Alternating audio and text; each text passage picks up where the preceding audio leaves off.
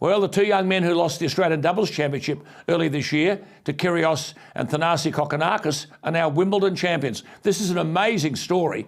The two M's, Matthew Ebden and Max Purcell, the first Australian team into a men's doubles final since 2000, but they now join other famous Australian doubles Wimbledon champions, Kristen Bromwich, Sedgman and McGregor, Hoden, Rosewell, Emerson and Fraser, Newcombe and Roach, McNamee and McNamara, and the two Whitties, Woodbridge and Woodford, now joined by Ebden and Purcell, beating the defending champions on Saturday in 5 sets. In fact, every one of their matches went to 5 sets except the quarterfinal.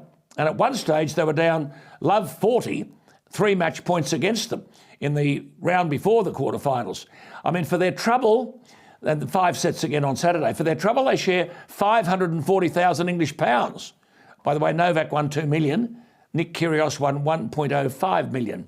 The total prize money at Wimbledon is £40.35 million. It was always a stupid decision by the All England Club to prevent ranking points being awarded to players at Wimbledon. The All England Lawn Tennis Club, which owns and operates the Wimbledon Championships, was coerced to either ban the Russian and Belarusian players from Wimbledon or require them to sign statements opposing President Putin, and that would have put their families at home at risk. If the British government wanted to ban those players, it should have done so itself and not placed the responsibility on the Championship Committee.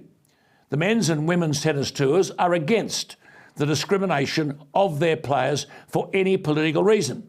But not wanting to damage the tournament, they decided to withdraw all ranking points for players at Wimbledon so that those banned would not suffer under the ranking system. It is a mess. Highlighted by the victory on Saturday of a magnificent, softly spoken, outwardly shy 23-year-old from Kazakhstan, Elena Rybakina. But she was born, coached and educated in Moscow, and she actually lives there still. But she went to Kazakhstan in 2018 because she was offered financial assistance that was unavailable to her in Moscow, and she took out citizenship. She won the ladies' singles against the more highly ranked Tunisian Ons Jabeur, walked to the net with no emotion, shook hands with her opponent, waved to the crowd twice and sat down. Nonetheless, the Duchess of Cambridge, after all the business about banning Russian players, presented the Venus Rosewater dish to Elena Rybakina, born, coached, living and educated in Moscow. The Russian embassy would have been laughing. But on a non-tennis point, what on earth is Anthony Albanese talking about when he says New Zealanders living and working in Australia could be given the right to vote?